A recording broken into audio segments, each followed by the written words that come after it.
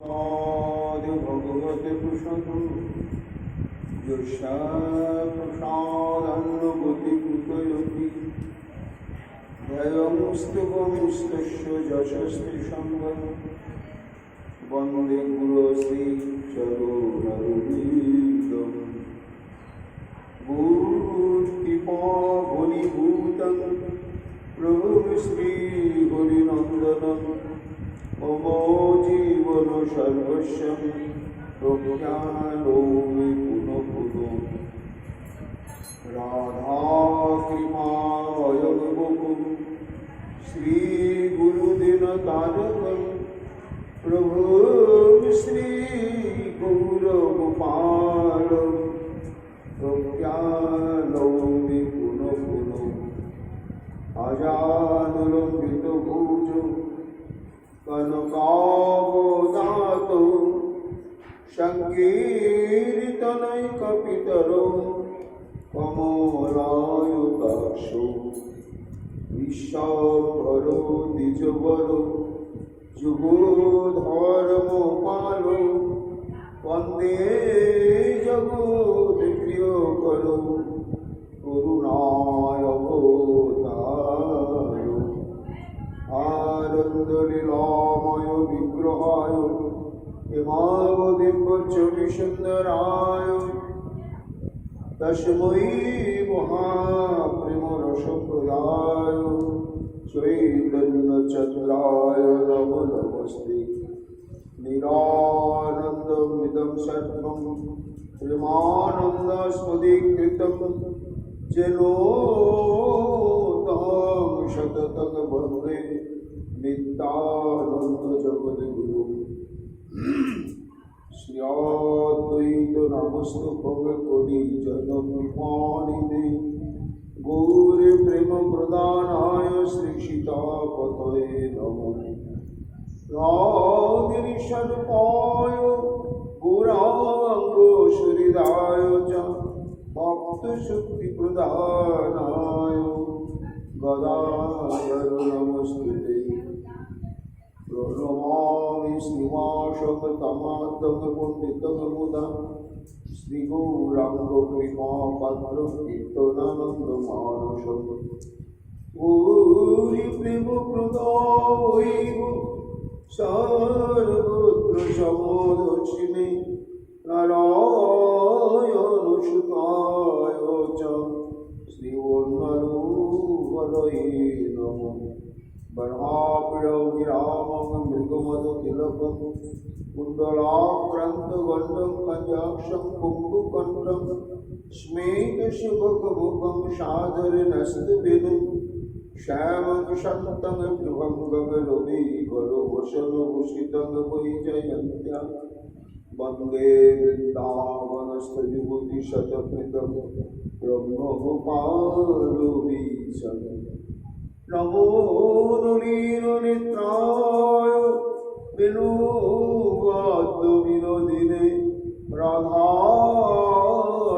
राधाधारसुधापरं सलिले मनमालिने हे कृष्ण करुणा सिन्धु दीनबन्धु जगत्पते गोपेश गोपिकान्त राधाकान्त नमस्ते कृपां करोति वाचालं तुङ्गं भजते गिरिं याति कृपातमं वन्दे परमानन्दमाधवं तप्तकाञ्चनगौराङ्गी राधे वृन्दावनेश्वरी वृषभानुसुते देवी तं नमामि हरिप्रिये महाभावस्वरूपं कृष्णो प्रियावयोषि प्रेमभक्तिप्रदे देवी राधिकातं नमामि वन्दे नन्दव्रजस्त्रीणां तदोर्जनो मोहितनशो यशाङ्गुलीपथगीतं पुनति भुवनत्रयम् चतुर्वदन ब्रह्मा দিমাহুর পরপুরি অভালোচন শম্ভুর ভগবান বদরায়ণী জগ প্রভজন্তমনুপেতমপেত কৃত্যম দৈপায়ন বিরহ কাতলয়া জহাম পুত্রিতি তন্ময়াতরবয়োগিনে দুস্তম সর্বভূতরিতয় মণিমানতস্মি তমাদিদেব করুণা নিধান তমার ভদ্রম সহিতাবতারম অপার সংসার সমুদ্র সেতু ভয়ামহে শ্রী ভাগবত স্বরূপম বঞ্চাকল্পতরুভ্যশ্চ কৃপা সিন্ধু ভয়েব চ পতিতানাং পাবনেভ্যো বৈষ্ণবেভ্যো নমো নমো। জয় রূপ সনাতন ভট্ট রঘুনাথ শ্রীজীবী গোপাল ভট্ট দাসে রঘুনাথ ভক্তি ভরে বন্দি ছয় উষায়ের চরণ যাহা হইতে বিঘ্ন নাশ অভীষ্ট পূরণ। জয় গৌর ভক্তবৃন্দ গৌর যাদের প্রাণ সবে মিলে দেহ মোরে নিতাই গৌর গোপীদান নিতাই গৌর হরিবোল নিতাই গৌর হরিবোল নিতাই গৌর হরিবোল জয় জয় নিতাই গৌর হরিবোল। নর হরির প্রাণ আমার গৌরাঙ্গে আগোরা প্রাণে গৌরা গৌরাঙ্গে গৌরাঙ্গে। শুনি ভট্টাচার্য হইল পরম বিস্মিত মুখে নিঃস্বরে বাণী হইল স্তম্ভিত। গরিব পাবন অবতার নিখিল যেন মানুষ সব অপহারী মহাবদান্য অবতার ভগবান শ্রীকৃষ্ণ চৈতন্য মহাপ্রভু প্রিয় পরিকর পরম পূজ্যপাদ শ্রীল কৃষ্ণদাস কবিরাজ গোস্বামী তাঁর শ্রী শ্রী চৈতন্য চরিতামৃত গ্রন্থেতে মধ্যলীলায় ষষ্ঠ পরিচ্ছেদে সার্বভৌম ভট্টাচার্যের সঙ্গে শ্রী চৈতন্য মহাপ্রভুর যে বেদান্ত বিচার প্রসঙ্গ, সেই বেদান্ত বিচার প্রসঙ্গ বর্ণনা করছে। শুনতে হবে বহু কথা। গৌরাঙ্গ গুণেতে ঝরে নিত্যলীলা দাস করে সেজন ভগবতী অধিকারী। অর্থাৎ গৌর লীলা প্রসঙ্গে চরমতম ভাবে আসক্ত হতে না পারলে গৌর লীলাকে গৌণ করে যতই ঐকান্তিক নিষ্ঠা প্রচেষ্টার দ্বারা এই রাধা গোবিন্দের উন্নত উজ্জ্বল রসাত্মক লীলা প্রসঙ্গকে অনুধাবন করা, লীলায় প্রবেশ করা, লীলা স্মরণ মনন করা, এটি কখনো সম্ভব হবে না। কেন হবে না? এই সমস্ত প্রসঙ্গে পরম পূজ্যপাদ প্রবোধানন্দ সরস্বতী পাদ তার শ্রী শ্রী চৈতন্য চন্দ্রামৃত গ্রন্থে বিস্তৃত আলোচনা করেছে যে কখনো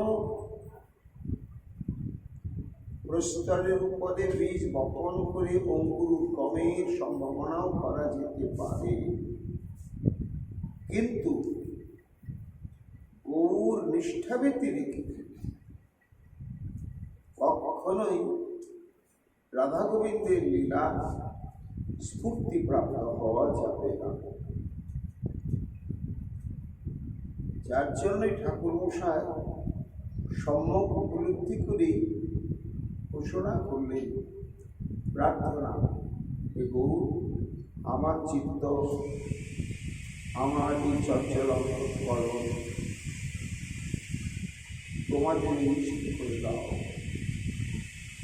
কেন না, বৃন্দাবন স্মরণ করতে গেলে প্রকৃতি ভাবকে আশ্রয় করতে হবে। রাধা গোবিন্দের শৃঙ্গার রসাত্মক লীলাকে স্মরণ করতে গিয়ে যদি প্রাকৃত বুদ্ধি চিন্তা, তাই যথাবস্থিত স্বরূপে এই শ্রীমন মহাপ্রভু লীলা প্রসঙ্গ নিবিড়ভাবে শ্রবণ, কীর্তন এবং স্মরণ কলিহত জীবের পক্ষে অত্যন্ত সাবলীল সহজ। তাই এ প্রভু, তোমার লীলাগুণে যেন আমার চিত্তবৃত্তি দ্রবীভূত হয়, তাহলে সেই ফলশ্রুতিতে অতি স্বাভাবিকভাবে রাধা গোবিন্দের যে নিত্য লীলা সেটি অন্তরে স্ফূর্তিপ্রাপ্ত হবেই হবে। যার জন্য নিরন্তর আমাদের বহু কথা প্রসঙ্গ শ্রবণ, কীর্তন, স্মরণ করতে হবে। অবিনাশ গোস্বামী পাঠ করছে, শুনি ভট্টাচার্য হইল পরম বিস্মিত। কি শুনলেন তিনি? না, শঙ্করাচার্য প্রকট অবস্থায় সারা ভারতবর্ষ তথা বিশ্বে যে মহাবিপ্লব ঘটিয়েছিল এবং তার প্রত্যক্ষ প্রভাবে প্রভাবান্বিত হয়ে সারা ভারতবর্ষের যত তত্ত্ব অনুসন্ধানী, ধর্মানুরাগী, বিদগ্ধ সমাজ এবং প্রশাসক বৃন্দ তারাও পর্যন্ত শঙ্করাচার্যের প্রভাবে প্রভাবান্বিত হয়েছিলেন। তদানীন্তনকালে এমন কোনো পণ্ডিত ছিলেন না যে শাস্ত্রীয় সিদ্ধান্তের মাধ্যমে শঙ্করাচার্যের প্রতিষ্ঠিত এই যে অদ্বৈত নির্বিশেষ ব্রহ্মবাদ তাকে খণ্ডন করে। কিন্তু কি আশ্চর্য, যা এতদিন অভ্রান্ত সত্য বলে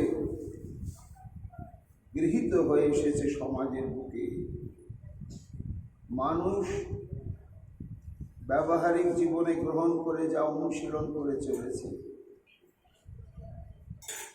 আজকে মহাপ্রভু এমন শাস্ত্রীয় যুক্তি সিদ্ধান্ত উত্থাপন করে সমস্ত মতবাদটাকে নস্যাৎ করে দিলেন। এবং শুধু নস্যাৎ করে দিলেন না, কৃপা সঞ্চার করলেন সার্বভৌম ভট্টাচার্যের অন্তরে। সার্বভৌম ভট্টাচার্য সম্যক অনুভব করলেন যে প্রভু যে মত স্থাপন করলেন ইহাই যথার্থ, ইহাই ঠিক। এতদিন গড্ডালিকা প্রবাহে সমগ্র সমাজ তার মধ্যে লক্ষ্যবাঞ্ছা কৈতব্য প্রধান সেই দিকে ছুটে চলেছিল। কিন্তু কিভাবে যুক্তিজাল বিস্তার করে স্থাপন করলেন কে? একটা 24 বছরের যুবক। তার বিদ্যা অধ্যয়নগত যোগ্যতা কি? সামান্য ব্যাকরণ তীর্থ।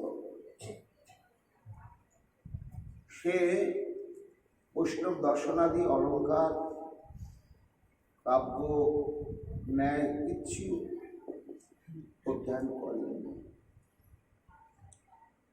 একটা 24 বছরের যুবক ভজন সাধনের ক্ষেত্রেও যাকে বলা যায় অপরিপক্ক অবস্থা,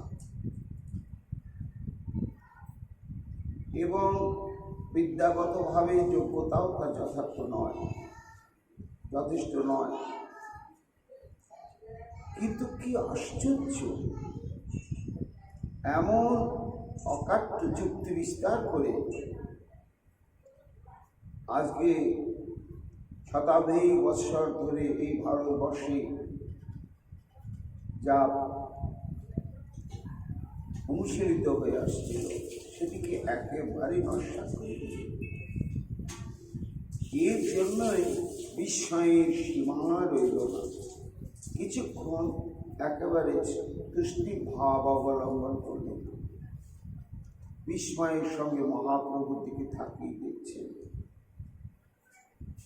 এই জ্ঞান, এই যুক্তি জাল বিস্তারের প্রতিভা এর মধ্যে কি করে থেকে এলো হিসাব মেলাতে পারছেন না সার্বভৌম ভট্টাচার্য।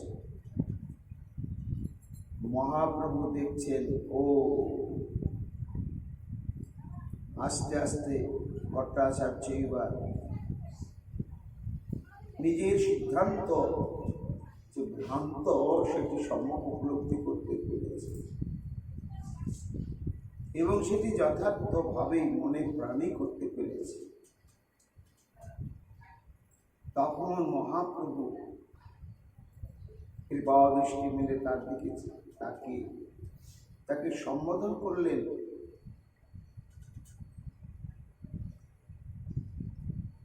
প্রভু কহে, ভট্টাচার্য না করো বিস্ময়, ভগবানে ভক্তি পরম পুরুষার্থ হয়। এই যে পুরুষার্থ অর্থাৎ পুরুষের অর্থ কি, আমাদের বেঁচে থাকার উদ্দেশ্য কি, জন্য আমাকে বাঁচতে হবে। আমার মতো একটা জীব বাঁচলে আমারই কি মহান উপকার সাধন হবে, বা জগতেরই কি মহান উপকার সাধন হবে, এটা তো জানতে হবে। তা এটা জানতে গিয়ে বিস্তৃতভাবে আলোচনা করে শাস্ত্রের বক্তব্য অনুসারে যে সিদ্ধান্তটি পাওয়া যায় সেটাকে বলা হয় জীবের একমাত্র প্রয়োজন তত্ত্ব বা পুরুষার্থ। তা দেখো, শঙ্করাচার্যের পুরুষার্থ ছিল মোক্ষ, অর্থাৎ ব্রহ্মে বিলীন হয়ে যাওয়াটাই ছিল প্রত্যেকটা জীবের পুরুষার্থ। জীবকে বাঁচতে হবে কেন, জীবিকা নির্বাহ করতে হবে কেন, না সেই নির্বিশেষ ব্রহ্মানুধ্যানের জন্য। কি হবে তাতে, না ওই যে আমরা আনন্দ পেতে চাইছি সেই আনন্দ ঘন স্বরূপ নির্বিশেষ পরম ব্রহ্মে চিরকালের জন্য সমাহিত হয়ে যাওয়া, এটাই শঙ্করাচার্যের পুরুষার্থ। কিন্তু তা নয়, এটা আমার কথা নয়। শঙ্করাচার্য যে বেদান্তকে আশ্রয় করে তার ভাষ্য রচনা করেছেন এবং সেই ভাষ্যকে প্রতিষ্ঠা করতে গিয়ে যে শ্রুতি এবং স্মৃতিকে আশ্রয় করেছেন, সেই বেদ, সেই শ্রুতি, সেই স্মৃতি এবং ন্যায় প্রস্থানের বক্তব্যই হচ্ছে ভগবানে ভক্তি পরম পুরুষার্থ হয়। ভক্তিটি হচ্ছে পরম পুরুষার্থ। ভক্তি শব্দের অর্থ কি, ভজধাতু সেবায় পরিকীর্তিত। ভক্তি মানে সেবা, সুখৈক তাৎপর্যময়ী সেবা নিয়ে যে বাসনা নিয়ে যে সেবা, সেটাকে বলা হয় ভক্তি। তা সেটা কার প্রতি সেই সেবা, না শ্রী ভগবানের। এইবার যদি আরাধক এবং আরাধ্য, প্রেমী এবং প্রেমাস্পদ যদি উভয় এক হয়ে যায়, তাহলে এই যে আরাধ্য এবং আরাধকের মাঝখানে একটা বস্তু আছে, সেবানন্দ। এই সেবানন্দের সুখের অস্তিত্ব থাকবে না। প্রেমাস্পদ এবং প্রেমিক যদি একে বিলীন হয়ে অন্তর্লীন হয়ে গেল, তাহলে প্রেম রস আস্বাদনের যে সুখ, সেটার অস্তিত্ব শেষ। এই জন্য দেখো, অতি সহজতম দৃষ্টান্তে আমরা জিনিসটি বুঝতে পারি ভট্টাচার্য, চিনি হওয়া ভালো না চিনি আস্বাদন করা ভালো? কেউ চিনি হয়েই গেল, চিনি হয়ে যাওয়ার পরে তার আর কি আস্বাদন থাকে?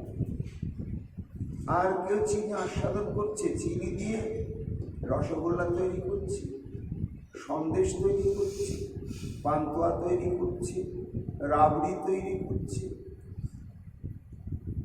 চিনি কিন্তু সবার মধ্যেই থাকছে, কিন্তু স্বাদ বৈচিত্র্য।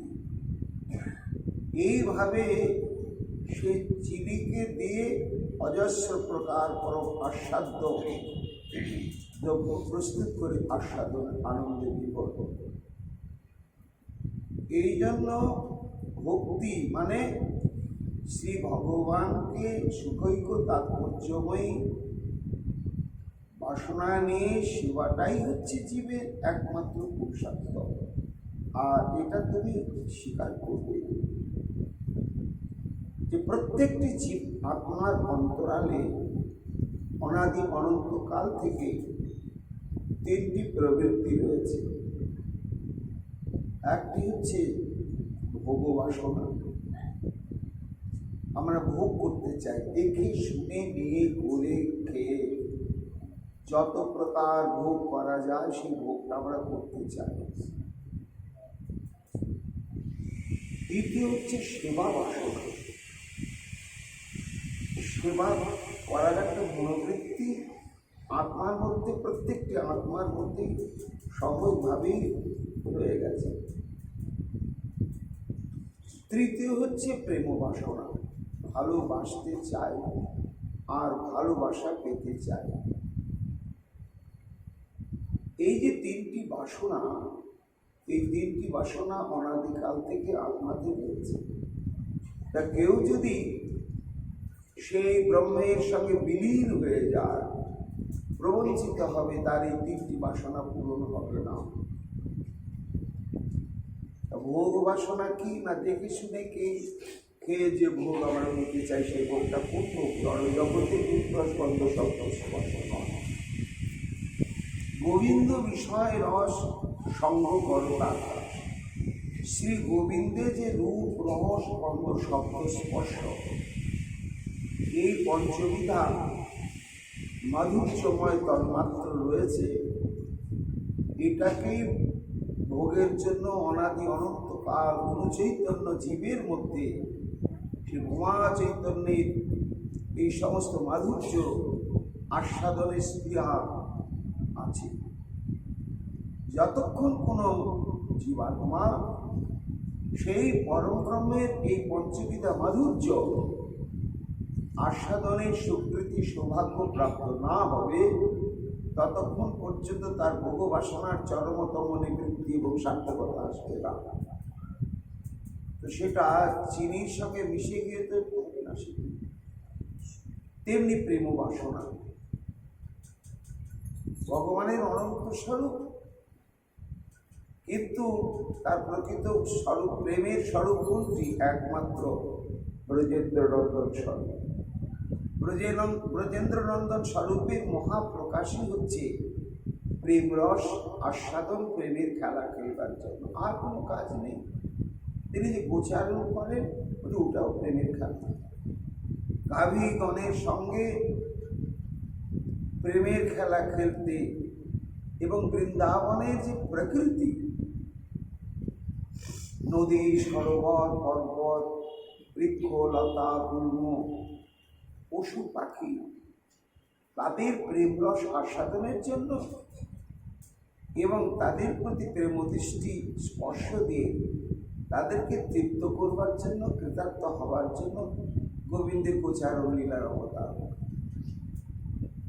তেমনি ঘরে সে বাৎসল্য প্রেমবতী গভীর বিষাদে সিঙ্গার রসের প্রেমের আস্বাদন এবং সেই সমস্ত প্রেম রসযুক্ত ভক্তকে কৃতার্থ করা, যার একমাত্র উদ্দেশ্যই হচ্ছে প্রেম। তা জীব যতক্ষণ পর্যন্ত সেই প্রেমাস্পদ তত্ত্বের কাছে পৌঁছাতে না পারবে, ততক্ষণ পর্যন্ত জীবের মধ্যে যে অনাদিকাল প্রেম বাসনা রয়েছে সেটি সার্থক হবে না। তেমনি সেবা করতে চাই আমরা, কিন্তু জানি না, কেউ দেহের সেবা করি, কেউ আত্মীয় স্বজন পরিজনের সেবা করি, কেউ পাড়া প্রতিবাসীর সেবা করি, কেউ কুকুর বিড়ালের সেবা করি, কেউ বিকলাঙ্গ ইত্যাদি সেবা করি। এইরকম সেবার মনোবৃত্তি নিয়ে আমরা ব্যস্ত, কিন্তু কাকে সেবা করলে আত্মাস্থিত নিত্য সেবা বাসনাটি সার্থক এবং পরিপূর্ণ অবস্থা প্রাপ্ত হবে সেটা আমরা জানি না। সেটি ভাগবত জানিয়ে দিলেন, যথা তরুর্মূল নিষেচন তিরপতি তৎস্কন্দভুজোপশাখা। সমস্ত প্রচিতাগণকে জানিয়ে দিলেন দেবর্ষি নারদ যে অচ্যুত সেই সচ্চিদানন্দ বিগ্রহ গোবিন্দকে সেবা করলেই সব সেবা। তা দেখো, এই মোক্ষ বাঞ্ছাতে সেটি কখনো হয় না সার্বভৌম ভট্টাচার্য, যার জন্য ধরো সিদ্ধি লাভ করে তার দেহান্তে সে ব্রহ্মে বিলীন হয়নি, সাধক দশায় যথাবস্থিত দেহে সে ব্রহ্মলীন অবস্থায় অবস্থান করছে। এইরকম যারা, তারা পর্যন্ত কি হয়, আত্মারাম পর্যন্ত করে ঈশ্বর ভজন, ওই সে অচিন্ত ভগবানের গুণগান। আত্মনি রমতিত আত্মার, যারা আত্মাতে নিরন্তর রমণ করে তাদের তৃপ্ত, তাদের সুখ আস্বাদনের জন্য কোনো বাহ্যিক বস্তুর প্রয়োজন হয় না। যে কোনো ভোগবাসনা তারা আত্মা থেকে প্রাপ্ত হয়ে থাকেন। এই জন্য তাদের আর অন্য কিছু বৃত্তি থাকে না, আত্মাতেই রমণে তারা আত্মানন্দে বিভোর। কিন্তু এইরকম আত্মারাম সাধক বৃন্দ শেষে কি হয়, এমন চরম অবস্থায় উঠে গিয়ে অতৃপ্ত অবস্থা প্রাপ্ত হয়ে যায়। আত্মা বলে আমাদেরকে বঞ্চিত করছ, আমাদের যে বাসনা রয়েছে, সেবা বাসনা, ভোগ বাসনা, প্রেম বাসনা, সাধক তুমি ব্রহ্মের সঙ্গে বিলীন হয়ে গিয়ে আমাদেরকে বঞ্চিত করছো। ভট্টাচার্য তখন তারা কি হয়, করে ঈশ্বর ভজন, ওই সে অচিন্ত ভগবানের গুণগান। এই ঈশ্বর ভজনের মনোবৃত্তি বা প্রয়োজনীয়তা বোধ, এটা তাদের অন্তঃকরণে জাগে কি করে? এই জায়গাটাই হচ্ছে একটি অলৌকিক ঘটনা।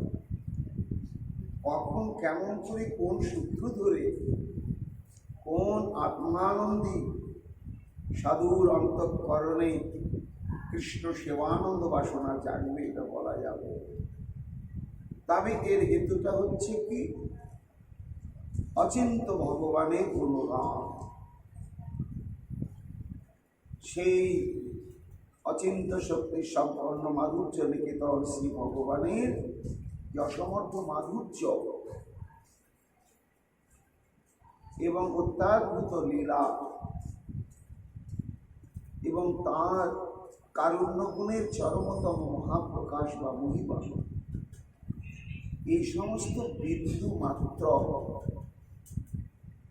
হয় নয়নের মাধ্যমে, কর্ণের মাধ্যমে, যে কোনোভাবে যদি স্পর্শ ঘটে, তখন ওই যে প্রসুপ্ত আত্মাতে প্রেম বাসনা, সেবা বাসনা, মাধুর্যাস্বাদন বাসনা রয়েছে, সেটি তখন সেই ইন্ধন পেয়ে তারা একেবারে জাগ্রত হয়ে ওঠে।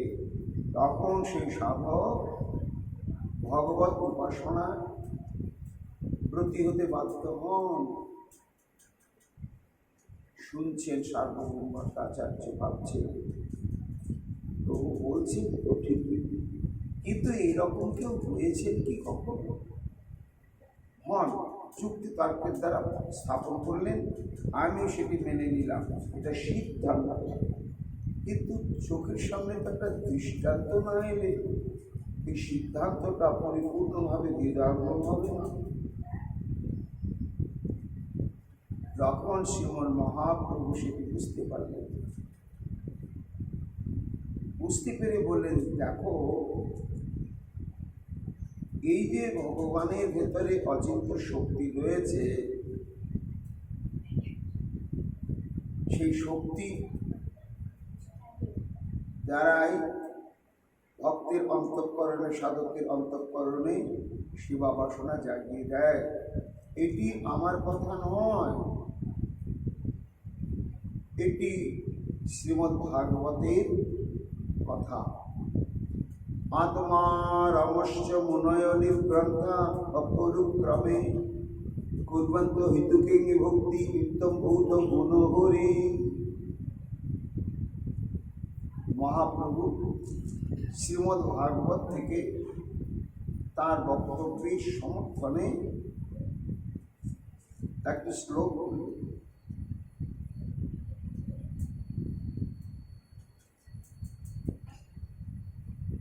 সেই শ্লোকটি বক্তা হচ্ছেন সুত গোস্বামী পাদ, আর প্রশ্নকর্তা হচ্ছেন সনকাদি ঋষিবৃন্দ স্থান বিশাল।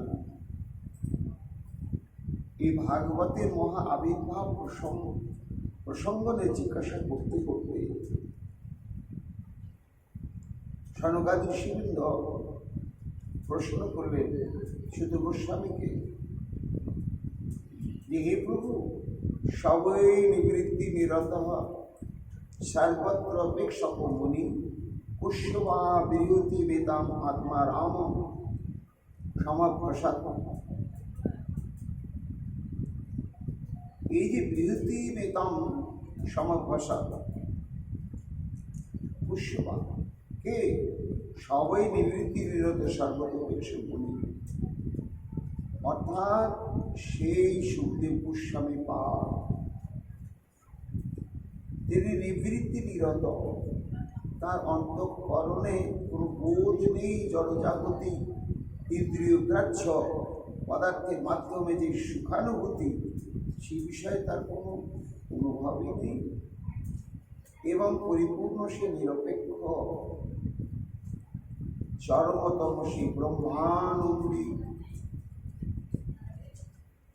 কেমন ব্রহ্মানন্দী তার তো প্রমাণ রয়েছে। মাতৃগর্ভ থেকে তিনি ভগবত ইচ্ছায় ভূমিষ্ঠ হয়ে ওই অবস্থায় গভীর অরণ্যে ব্রহ্মানুধ্যানের জন্য চলে যাচ্ছে। তা 12 বছর মাতৃগর্ভে ছিলেন, কিন্তু যখন ভূমিষ্ঠ হলেন তখন তার দেহাকৃতিটি হল 16 বর্ষের যুবকের। এইরকম একটি যুবক বিবসন অবস্থায় হনহন করে গভীর অরণ্যের দিকে যাচ্ছে নিরপেক্ষভাবে। কি পিতা, কি মাতা, কি জপক, কি কর্তব্য, এই সমস্ত যার অনুসন্ধান নেই। দেবকন্যাগণ বস্ত্রাদি উপরে রেখে স্নান করছিল, তারা স্নান করতেই থাকল। অনেক পেছনে ব্যাসদেব, হা পুত্র ফিরে এসো, হা পুত্র ফিরে এসো আহ্বান করতে করতে যাচ্ছেন। ব্যাসমুনিকে দেখার সঙ্গে সঙ্গে লজ্জায় সম্ভ্রমভূতা হয়ে সমস্ত দেবকন্যাগণ বসনাভূত হল। কৌতূহল। বললেন, মায়েরা দেখছো তো আমি বয়োবৃদ্ধ, তা আমাকে দেখে তোমরা লজ্জা পোষণ করলে, আর আমার ওই যুবক ছেলেটি চলে গেল, তখনও তোমরা নির্বিকার হয়ে জলবিহার করছিলে। তখন তারা বললেন, মণিবর আপনার তো জ্ঞান রয়েছে, এটা নারী দেহ, এটা পুরুষ দেহ, এটা যুবক যুবতী এবং দাম্পত্য জীবনের বিলাসাত্মক ধারণা আপনার রয়েছে। এই জন্যই আপনি বোঝেন সব, তাই আপনাকে দেখার সঙ্গে সঙ্গে আমাদের স্বাভাবিকভাবে লজ্জা এসে উপস্থিত হয়েছে। কিন্তু ইনি যে চলে গেলেন, এর তো কোনো বোধ নেই। নারী কাকে বলে, পুরুষ কাকে বলে, দাম্পত্য বিলাস কাকে বলে, ভোগ কি, যার একেবারে বোধ নেই, তার জন্য তো কোনো লজ্জার অপেক্ষা নেই। তাই সনকাদি ঋষিবৃন্দ বলছেন, দেহে শুধু গোস্বামীপাদ এমন যে নির্বিকার পরম ব্রহ্মানন্দী, তিনি কি করে কেমন করে এই বৃহতি মেতাম অতি সুপ্রিয় এই ভাগবত গ্রন্থ অধ্যয়ন করেছিল, কৃষ্ণের প্রতি আকৃষ্ট হয়ে। এটা তো আশ্চর্যের কথা। তখন তার উত্তর দিতে গিয়ে এই শ্লোকটা বলেছিলেন শুধু গোস্বামীপাদ, যে হে মুনিগণ, আত্মা রামশ্চ মুনয় নির্গ্রন্থা অপনুক্রমে কুর্বন্তীয় হয়তো কে ভক্তি ইত্যম্ভূত গুণহরি। ইত্যম্ভূত গুণহরি, তিনি হরি। কেন হরি? মহাপ্রভু হরি শব্দের অর্থ করলেন সর্বপাপ হরে প্রেম দিয়া হরে মন। হরি শব্দে বহু অর্থ, এই মুখ্য তত্ত্ব। তাই তিনি হরি। সেই হরি স্বরূপ সচ্চিদানন্দ বিগ্রহ শ্রী গোবিন্দের মহা অলৌকিক গুণ, যে সেই গুণ বিন্দু মাত্র যদি কোনো প্রকারে কারো স্পর্শ ঘটে, তখন তার অন্তরে যতই নির্বিশেষ ব্রহ্মের অনুধ্যান থাকুক, সেখান থেকে সে মুক্ত হয়ে সে তখন সেই সচ্চিদানন্দ বিগ্রহ গোবিন্দকে ভজন করবার জন্য প্রবৃত্তি লাভ করবেই। কারা কারা করবে? আত্মারামশ্চ, যারা আত্মারাম, আত্মাতে পরিতৃপ্ত, বাইরের কোনো বস্তুর অপেক্ষা নেই সুখ বা আনন্দ পাবার জন্য, যারা মন অবলম্বনকারী মনি, এবং যারা হৃদগ্রন্থ, যাদের ব্রহ্মানুশীলন করতে করতে অবিদ্যা গ্রন্থি নিষ্ক্রিয় হয়ে গিয়েছে, এমন যে নির্গ্রন্থ। আবার নির্গ্রন্থ শব্দে মহাপ্রভু বলেছেন সনাতন গোস্বামী পাত্রী, নির্গ্রন্থ শব্দে কহে অবিদ্যা গ্রন্থিহীন বিধি নিষেধ বেদ শাস্ত্র জ্ঞানাদি। নির্গ্রন্থ শব্দে অবিদ্যা গ্রন্থিহীন যন্ত্র বিহার, তাহলে মনি ঋষিগণ এই সমস্ত হবে। আবার নির্গ্রন্থ শব্দের অর্থ হচ্ছে বেদ শাস্ত্র জ্ঞানহীন, যার বেদ শাস্ত্রাদি জ্ঞান একেবারেই নেই, কর্তব্যবোধ নেই, ধর্ম কি জিনিস জানেই না, এইরকম মূর্খ নিষ্ম্লেচ্ছ আদি শাস্ত্ররিক্তগণ ধন সঞ্চয়ী নির্গ্রন্থ। আর যে নির্ধন, আর নির্ধন কাদেরকে বলা হচ্ছে? যারা একেবারে চরম দরিদ্র, আবার যারা খুব বিষয়াসক্ত ব্যক্তি। তাহলে বিষয়াসক্ত ব্যক্তি দারিদ্রতার বশাঘাতে জর্জরিত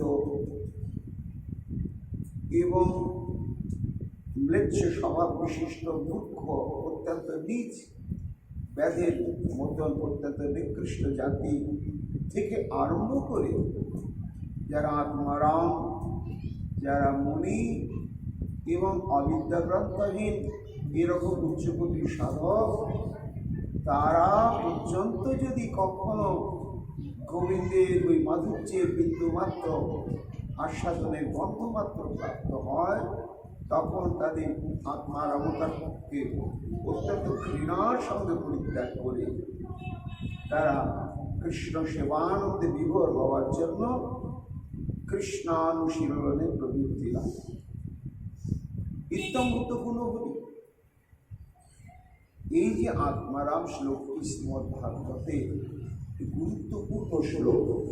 কবিরাজ গোস্বামী পাদ এই শ্লোক সম্পর্কে কি মন্তব্য করলেন না, আত্মা রামেতি প্রত্যার্পস্যাত্মান শুনো জগৎপ্রকাশায়ন জগত্তম চারব্যাক সচৈতন্য দয়াচল। এই 18,000 শ্লোকের মধ্যে একটাই শ্লোক, এই আত্মারাম শ্লোক, সেটি হচ্ছে সূর্য সদৃশ একটা শ্লোক, যেন সমগ্র ভাগবতকে আলোকিত করে দিয়েছে। তার সূর্য হচ্ছে সেই শ্লোকটি, আর তার যে ভাষ্য, তার যে অর্থ, সেটা হচ্ছে সূর্যের কিরণ। এই সূর্য সদৃশ, তার কিরণ সদৃশ এই আত্মারাম শ্লোকটি। এই সূর্য উদয় হয় কোথায়? উদয়াচলে।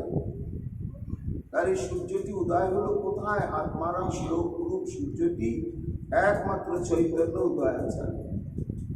আমার শ্রী চৈতন্য মহাপ্রভুর যে উদয়াচল, উদয় পর্বত বা উদয়গিরি, এতদিন এই সূর্য সম্পর্কে আমরা জানতাম না। ভগবতে এত শ্লোক, তার মধ্যে কোন শ্লোকটি সূর্য সদৃশ? সেটি মহাপ্রভুর উদয়াচল বা উদয়গিরিকে অবলম্বন করে উদয় হল। কেন হলো? জগৎতম যাহার ব্যাপ, জগতের সমস্ত অজ্ঞান অন্ধকার সাধ্য সাধন তত্ত্ব জ্ঞানহীন জীবের তমকে দূর করবার জন্য শ্লোকটি সমন্বিত হল। এত বড় গুরুত্বপূর্ণ শ্লোক এই শ্লোকটি। মহাপ্রভু বললেন যে দেখো, আত্মারাম পর্যন্ত কৃষ্ণানুশীলন করতে বাধ্য হয়। এটা তুমি বিস্মিত হয়েও না, এটা শ্রীকৃষ্ণের মাধুর্যেরই বৈশিষ্ট্য। শুনে ভট্টাচার্য কহে, শোনো মহাশয়, এই শ্লোকের অর্থ শুনিতে বাঞ্ছা হয়।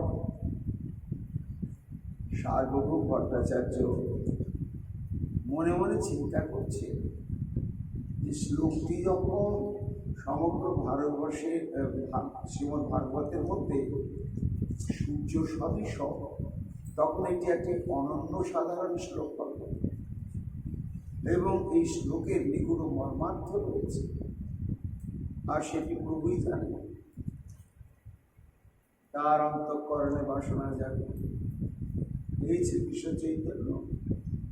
আমি এই শ্লোকটি বিস্তৃত ব্যাখ্যা জানতে চাই। মহাপ্রভু দেশে বলছেন, প্রভু কহে, তুমি অর্থ করো তাহাকে শুনি। সার্বভৌম ভট্টাচার্য আমাকে অর্থ করতে বলছ? আমি একটা ছোট্ট ব্যাকরণ পড়েছি, কলা ব্যাকরণ, এইটুকুনি আমার জ্ঞান, আমি আর কিচ্ছু পড়িনি। এই জন্য এই যে প্রত্যেকটি শব্দ, এর বহু অনুবাদ রয়েছে এবং বহু দৃষ্টিকোণ থেকে এর বিচার করা যেতে পারে। এই সমস্ত বিচার পুঙ্খানুপুঙ্খ রূপে তুমি করতে সক্ষম, মহাপণ্ডিত। এই জন্য শ্লোকটা আমার মুখে শোনার পরে তোমার তো কিছু ধারণা হলো, এবং এই শ্লোকটা নিশ্চয় তুমিও জানো। সার্বভৌম বলছে, হ্যাঁ প্রভু জানি, কারণ ভাগবতটা অনুশীলন করি। তা তুমি যখন জানো, তা তোমারও নিশ্চয় কিছু ধারণা আছে। আর নাই কথা, যেহেতু তুমি পণ্ডিত সেহেতু তুমি সমস্ত এই শব্দার্থ বা ধাতুরূপ বিশ্লেষণ করে একটি বিস্তৃত ব্যাখ্যা করতে পারে, আমি একটু শুনি। তখন কবিরাজ গোস্বামীপাদ বলছে, সার্বভৌম ভট্টাচার্যের ভেতরে একটু আনন্দই হল, যা এতক্ষণ পর্যন্ত আমার যে পাণ্ডিত্য, এই পাণ্ডিত্যটা একেবারে বেকার হয়েছিল, মূল্যহীন হয়েছিল, নিষ্ক্রিয় হয়েছিল। কিন্তু যাক, আমার এই পাণ্ডিত্য শাস্ত্রীয় জ্ঞান একটু প্রভু সেবায় লাগুক, এই বলে খুব আনন্দের সঙ্গে চারিদিক থেকে তর্কশাস্ত্র অনুসারে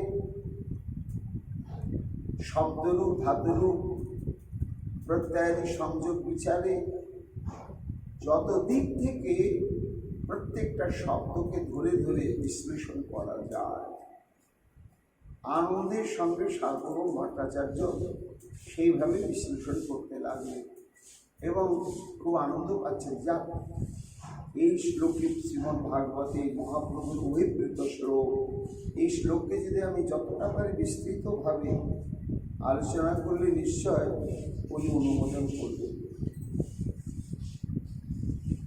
তাই শুনে ভট্টাচার্য শ্লোক করিল ব্যাখ্যান, তর্ক শাস্ত্র মতো উঠায় বিবিধ বিধান। প্রত্যেকটি শব্দকে নিয়ে নিজেই পূর্বপক্ষ আবার পরপক্ষ হয়ে বিচার বিশ্লেষণ করে ব্যাখ্যা করতে লাগলেন। মহাপ্রভু শুনছেন। নববিধ অর্থ তর্ক শাস্ত্র মতো লইয়া 9 প্রকার ব্যাখ্যা করলেন।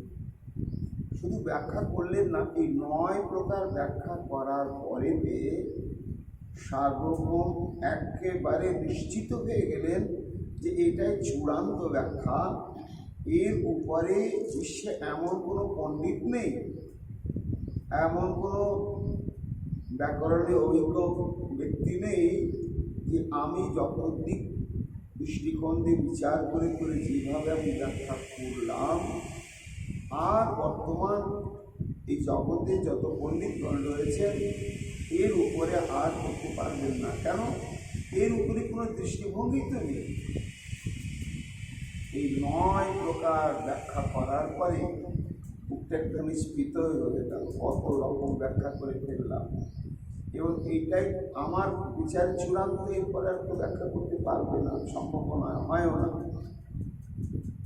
শুনি মহাপ্রভু ভাই সদা আসিলাম। মহাপ্রভু খুব মন দিয়ে সমস্ত ব্যাখ্যাগুলো শুনলেন, শোনার পরে একটু মুচকে হাসলেন। কি কৃষ্ণ চৈতন্য, এরপরে আর কোনো ব্যাখ্যা হতে পারে? মহাপ্রভু এসে বলছেন, ভট্টাচার্য জানি তুমি সাক্ষাৎ বৃহস্পতি, শাস্ত্র ব্যাখ্যা করিতে হয়েছে কারণারই শক্তি, আর তত্ত্বেও তো তাই বটে। গৌরাঙ্গ লীলাতে চৈতন্য অবতারে সার্বভৌম ভট্টাচার্য সেই বৃহস্পতি, দেবগুরু বৃহস্পতি, যিনি জ্ঞানের মূর্তিমন্ত বিগ্রহ,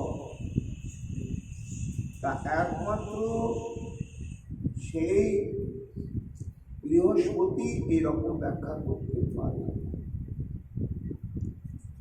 কি আশ্চর্য! তুমি যে দৃষ্টিকোণে কিভাবে ব্যাখ্যা করলে, এ কোনো পণ্ডিতে, কোনো মনুষ্য বুদ্ধিতে সম্ভবই নয়। কিন্তু তুমি অর্থ কইলে পাণ্ডিত্য প্রতিভায়, ইহা বই শ্লোকের আছে আরো অভিপ্রায়। তুমি যে ব্যাখ্যা করলে এটা তোমার পাণ্ডিত্য শক্তি দ্বারা। প্রত্যেকটা শব্দ ধাতু প্রয়োগ বিধি বিশ্লেষণ করে করে করে করে এই যে তুমি চরমতম 9 প্রকার ব্যাখ্যা করলে, এই পাণ্ডিত্য প্রতিভা এইখানে চূড়ান্ত। কিন্তু ইহা ওই শ্লোকের আছে আরো অভিপ্রায়, এর উপরও এই শ্লোকের অন্তর্নিহিত তাৎপর্য বা মর্মার্থ রয়েছে ভট্টাচার্য। তখন তো সার্বভৌম ভট্টাচার্যের একেবারে মস্তিষ্ক বিঘূর্ণিত হয়ে গেছে। বলেন কি এর উপরে আবার কোন দৃষ্টিভঙ্গি প্রয়োগ করে এর স্বতন্ত্র ব্যাখ্যা হতে পারে? হিসাবই মেলাতে পারছেন না।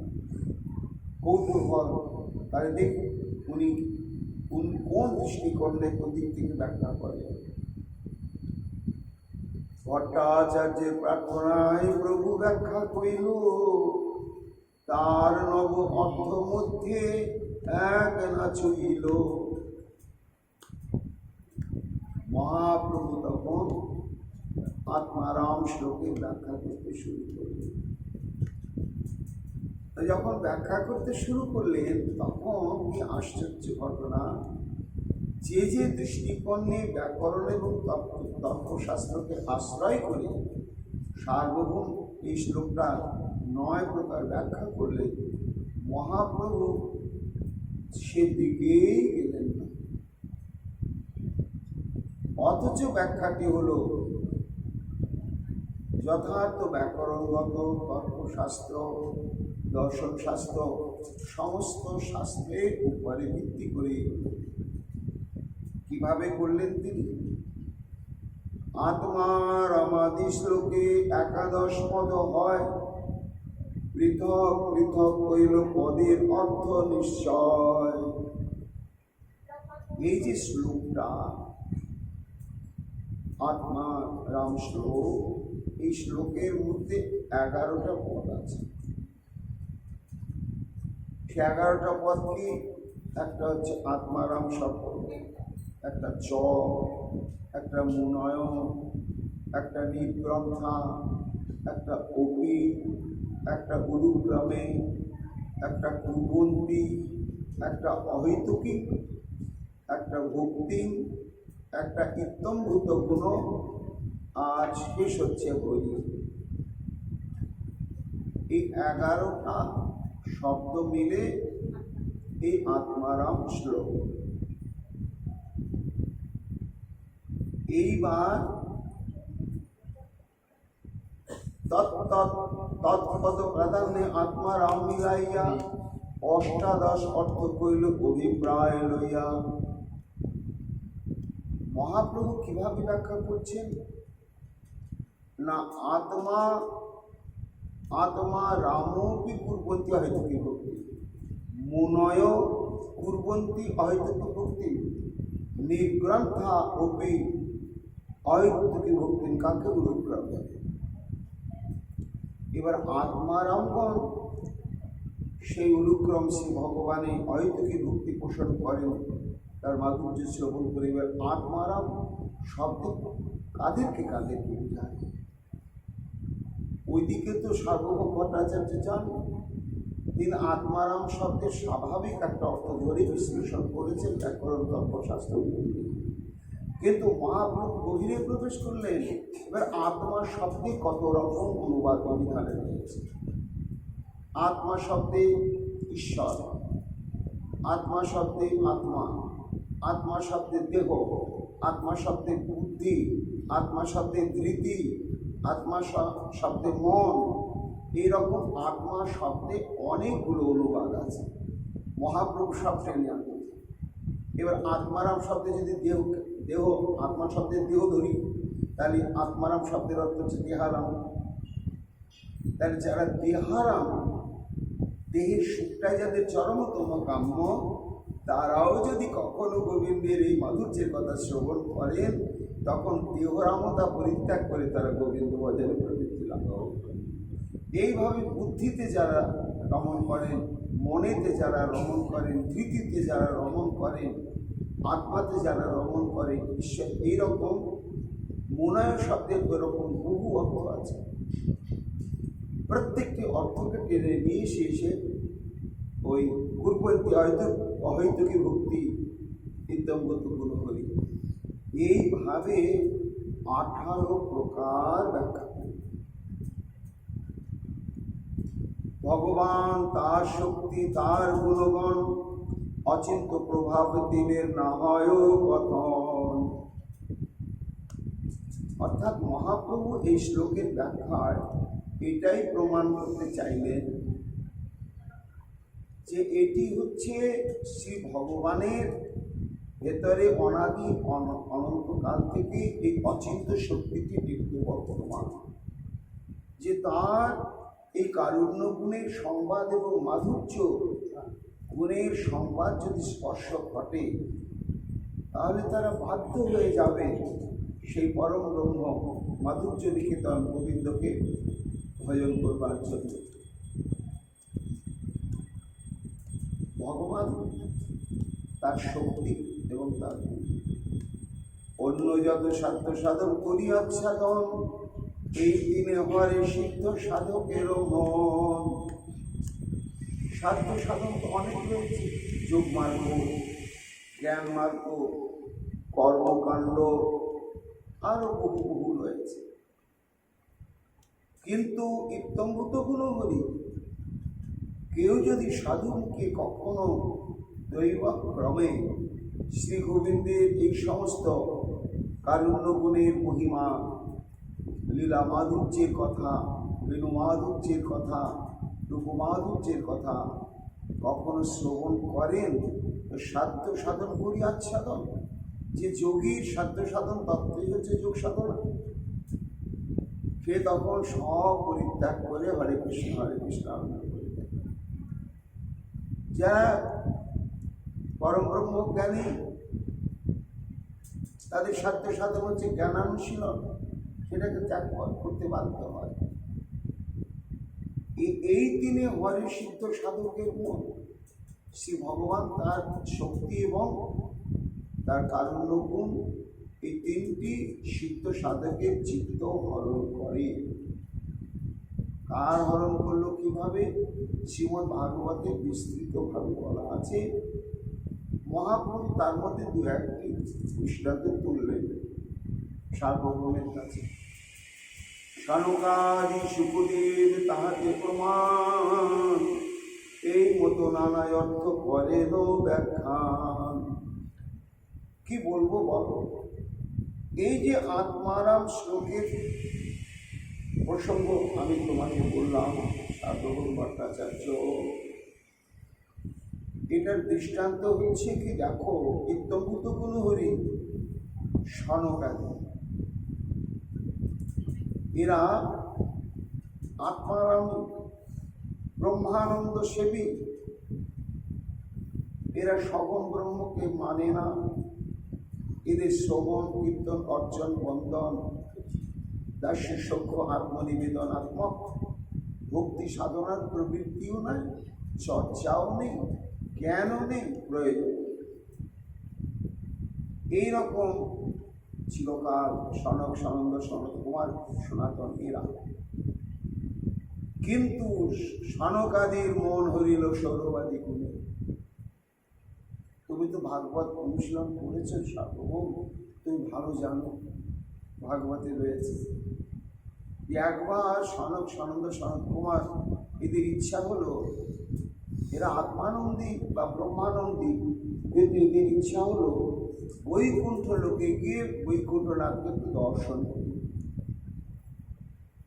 তা এদের সর্বলোকে গমনাগমনে এদের অলৌকিক শক্তি অনাদিকাল থেকে আছে। তা এদের বিগ্রহ কেমন না, পঞ্চম বর্ষীয় বালকের, 5 বছরের বালকের মতো এদের বিগ্রহ, বড় হয় না, পরিবর্তন হয় না, এবং সব হচ্ছে দিবাসন। তা এই 4 জন উলঙ্গ বালক একেবারে বৈকুণ্ঠে দাঁড়িয়ে উপস্থিত হয়েছে। বৈকুণ্ঠের দ্বারে জয় বিজয় ভাবছি কি সর্বনাশ, এই মর্তলোকে উলঙ্গ বিবসন এই বালকগুলো কি করে বৈকুণ্ঠ লোকে প্রবেশের জন্য দাঁড়িয়ে এসে উপস্থিত হয়ে যায়। এটা বাচ্চাদের খেলার জায়গা নয়, আমার প্রমোদের জায়গা নয়। এটা যাও এখান থেকে ভাবো। তারা বলছে আমরা একটু ভগবানকে দর্শন করতে এসেছি, অনেক বুঝেবার চেষ্টা করলো, জয় বিজয় করছে না। শেষে তখন একটু রজগুণের উদয় হয়ে গেল, অভিশাপ দিয়ে দিল, ইস তোমরা কোথায় থাকবো না বৈকুণ্ঠে, যেখানে কোনো কুণ্ঠা নেই, তেমন কুণ্ঠাহীন স্থানে থেকে তোমরা আমাদেরকে কুণ্ঠিত করছো। তোমাদের এইখানে বাসের যোগ্যতা নয়, তোমাদের স্বভাবে প্রকাশ পাচ্ছে তোমরা অসুর। যা অসুর যদি প্রাপ্ত হও, এই যে অভিশাপ দিয়ে দিলেন, সঙ্গে সঙ্গে সিংহাসনটা টলমল হয়ে গেল। বৈকুণ্ঠ না কেন না প্রিয় ভক্ত জয় বিজয় বৈকুণ্ঠ না, তার উপরে এইভাবে অভিশাপ বর্ষিত হয়ে গেল। তার ভগবান একটুখানি প্রকৃত তৈরি জানতে পারলেন, ও দ্বারে এসেছে ব্রহ্মানন্দী শিরোমণি চতুষ্ষণ। আহা, তখন ভগবান নিজেই বেরিয়ে আসছেন। যখন বেরিয়ে আসছেন সেই সময় অর্চনের কাজ, স্বয়ং লক্ষ্মী দেবী থেকে আরম্ভ করে তার যত সঙ্গিনী বৃন্দ, পরিচারিকা বৃন্দ, স্বতন্ত্র, তারা প্রত্যেকেই বৈকুণ্ঠনাথকে তুলসী এবং পুষ্পাঞ্জলিতে অর্চন করেছে। বৈকুণ্ঠবাসী শুধু তাই নয়, বিধিমার্গের যত সাধকবৃন্দ, যে যে লোকে রয়েছেন সে সেই লোক থেকে ওই সময় যখন অর্চনা করছেন, তখন সেই সমস্ত তুলসীও গিয়ে পড়ছে সেই চরণে।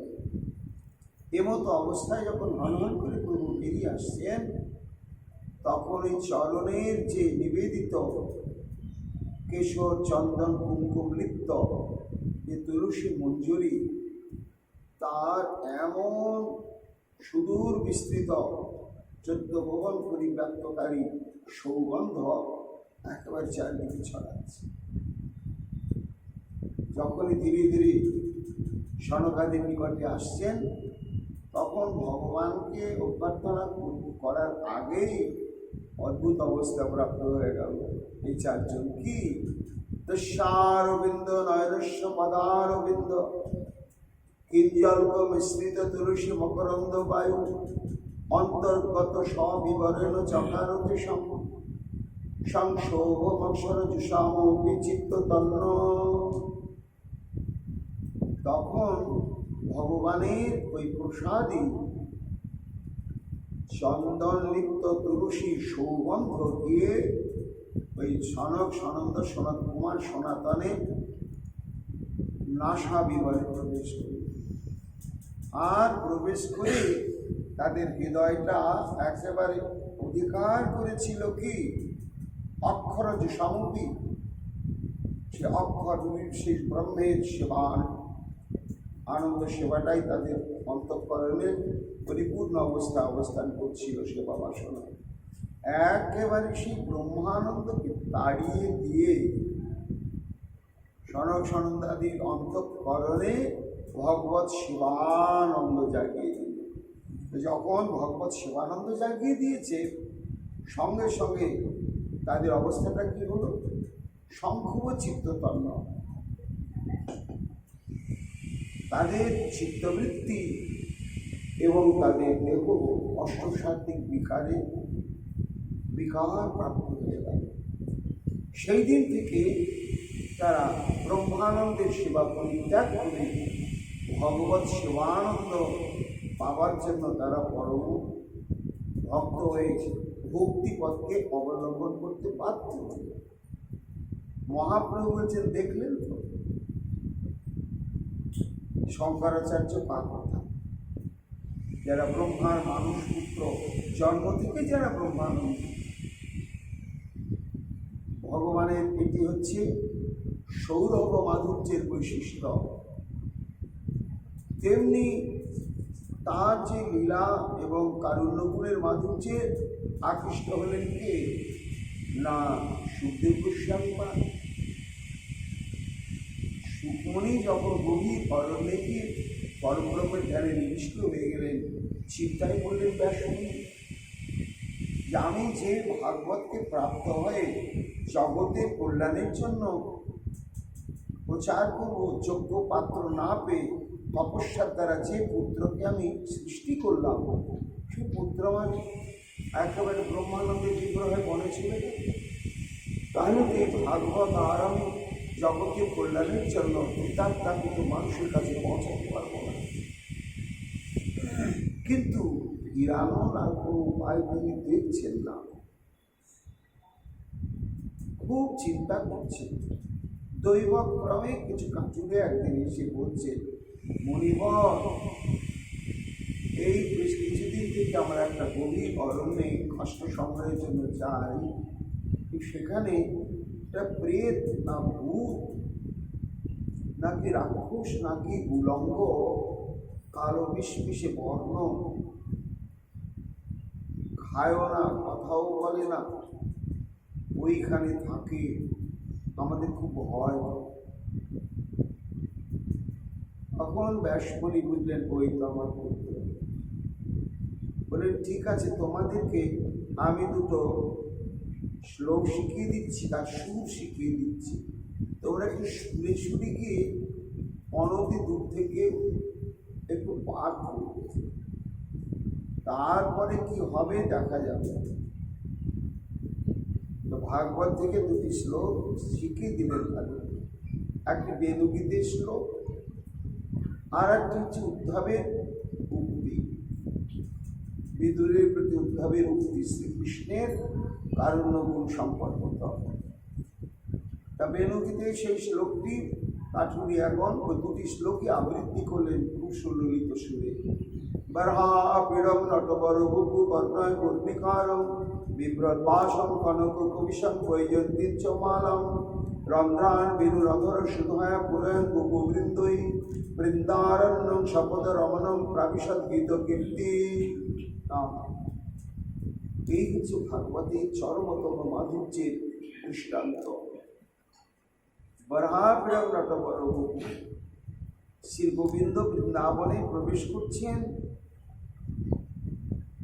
সেই প্রবেশকালীন তার বড় তরুখানা কেমন না নটবর বপু, সমস্ত শরীরটা নৃত্যরত, যেন তনু নয় নৃত্যের মঞ্চ।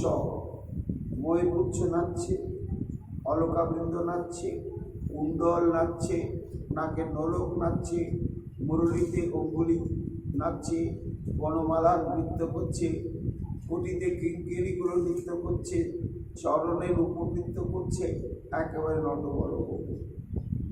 তিনি কর্ণিকার কুসুম বর্ণে ধারণ করেছেন, সমুজ্জ্বল্পিত বসন পরিহিত এবং পঞ্চবিধ পুষ্পের বৈজয়ন্তী মালা গলায়, এবং বেরুতে তার সেই স্থিত অধরামৃত পূরণ করে অদ্ভুত জগৎমোহনকারিণী সুরে মুরলী বাজাতে বাজাতে এগোচ্ছেন। কেমন ভাবে না গোপবৃন্দই গীত কীর্তি, অর্থাৎ সঙ্গের বালকগণ কৃষ্ণের মহিমা কীর্তন করছেন, মাধুর্য সংক্রান্ত মহিমা কীর্তন করছেন তাদের দ্বারা। এইভাবে কীর্তিত হতে হতে শ্রী গোবিন্দ আমার লীলালয়ে প্রবেশ করছে। এই মাধুর্যের কথা শ্রবণ করলেন, সর্বকর্ণরন্ধ্রে গিয়ে প্রবেশ করল সুখমণির অন্তঃকরণে, আর সঙ্গে সঙ্গে ব্রহ্মানন্দকে বিতাড়িত করলেন। চমকে দাঁড়িয়ে বললি কি শুনলাম, এ আমার যে আত্মানন্দের চাইতে একটা অনন্ত কোটি কোটি গুণ অধিক অধিক অধিক এই আনন্দের আস্বাদন। দাঁড়িয়ে পড়লেন। তখন কাঠুরিয়াগণ আবার দ্বিতীয় শ্লোকটি বলেন, অহো গোপী জংস্তন কালপুর জিগাং সয়াপায়দপসাত্তি লেবে গতিক ধাত্র চিতাং ততন্যম কংবা দয়ালং শরণং ব্রজেম। গোবিন্দ অপরাপটিলা চলে গিয়েছেন, তারপর হইতে পরে কৃষ্ণের আদেশ শিরোধার্য করে বয়োবৃদ্ধ উদ্ধব চলেছেন বদ্রীনারায়ণের পথে। যমুনার তটে দেখা হয়ে গেল বিদুরের সঙ্গে। তখন বিস্তৃতভাবে বিদুর জানতে চাইলেন শ্রীকৃষ্ণ লীলা। তুমি বলো উদ্ধব, তুমি জানো, আমি বিস্তৃত শুনতে চাই কৃষ্ণের আবির্ভাব বাল্যলীলা থেকে ক্রমানুসারে সমস্ত লীলা। তো যখন বাল্যলীলা বলতে গিয়ে এমনভাবে আপ্লুত চিত্ত হয়ে পড়েছিলেন, এই কিছুক্ষণ জ্ঞানই ছিল না উদ্ধবে, আনন্দ জড়তায়। তারপরে সম্বিত ফিরে পেয়ে বলেন, কি বলবো আমার কাছে হে বিদুর, সমগ্র করুণার একটাই দৃষ্টান্ত হচ্ছে তার বাল্যলীলায় এই পুতনা উদ্যান লীলা। অহবকি জংস্তন কালকুট জিঘাংসায়া বায়দ প্রসাদী, যে যার বিষাক্ত স্তনদুগ্ধে আরো বিষাক্ত করবার জন্য কালকুট বিষ মেখে যে গোবিন্দকে হত্যা করবার জন্য উপস্থিত হয়েছিলেন, আর ভগবান কি করলেন, লেবে গতিক ধাতুর চিতা, তাকে বিনা ভজন সাধনে একেবারে ধাত্রীগতি প্রদান করলেন। এমন যে অহৈতুকী কৃপাকারী শ্রী গোবিন্দ ছাড়া, এমন দয়ালু করুণানিধি গোবিন্দ ছাড়া মানুষ আর কোন ভগবানের চরণে শরণাগত হবে, শরণাগতি প্রার্থনা করবে। এই শ্লোকের মধ্যেই ভগবানের চরমতম কারণ্য গুণের সংবাদ কর্মে প্রবেশ করল শত্রুমণি। তখন আর স্থির থাকতে পারলেন না, তাদের পেছনে পেছনেই অগ্রসর হতে লাগলেন। তারা ভীত সন্ত্রস্ত হয়ে যখন ফিরে এলেন ব্যাসমণির কাছে, ব্যাসমণি বলে আর চিন্তা নেই, বশবৎস। তখনই সুত গোস্বামীপাদ বলে, পরিনিষ্ঠিত নৈর্গুণ্যে উত্তমষ্ট বলি লয়া গৃহীত চেতা রাজস্বী আখ্যান পতিতবান। এমন চরমতম নির্বিশেষবাদী সুগুণী শেষে গিয়ে অধীতবান আখ্যানম, অর্থাৎ সেই গোবিন্দের লীলা প্রসঙ্গ ভাগবত সেটি অধ্যয়ন করতে পারতে হলে ইত্যমৃত গুণবলী। এটি গোবিন্দের মাধুর্যের বৈশিষ্ট্য। এই সমস্ত শোনার পরে সার্বভৌম ভট্টাচার্যের চিত্তবৃত্তি কেমন হলো, আগামীকালকে আমরা শ্রবণ কীর্তন করব। এখনকার ভাগবতী কথা আমাদের এইখানেই বিশ্রাম লাভ করছে।